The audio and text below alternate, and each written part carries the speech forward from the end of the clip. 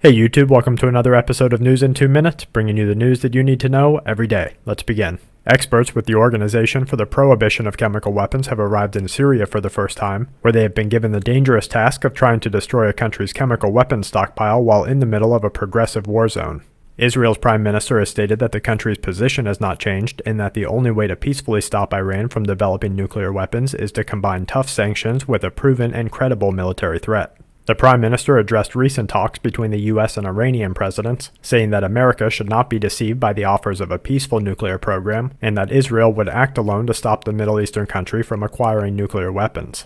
According to the U.S. Geological Survey, 2 significant earthquakes have struck the small town of Kremlin, Oklahoma. The tremors, a 3.2 followed shortly after by a 3.5, range between 2 and 3 miles deep and are located within an area that stateside watchers keep a close eye on. In related news, as the United States puts politics ahead of information, the USGS reporting service will be less than reliable following the partial governmental shutdown. As a result, we will continue to follow non-USGS monitoring sites for the daily Quake Watch and provide links to some of those sites in today's link section.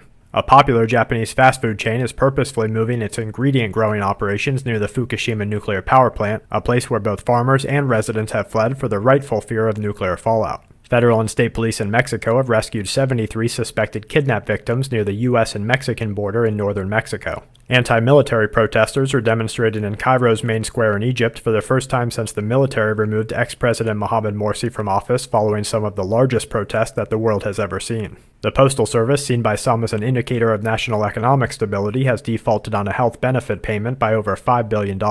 The service, which hit its debt limit earlier this year, will not be able to borrow money from the U.S. Treasury and will need to fire more than 150,000 employees within the next 18 months. And to wrap things up, NASA released images of the mud island brought up by the recent earthquake in Pakistan. The Saudi Arabian Ministry of Health is reviewing contingency plans for an outbreak of the MERS coronavirus. A severe water shortage in Senegal is leading to an outbreak of cholera. The CDC is slowing its updates due to funding, and a 5.8 in the Owen fracture zone between Africa and India complete today's Quake Watch.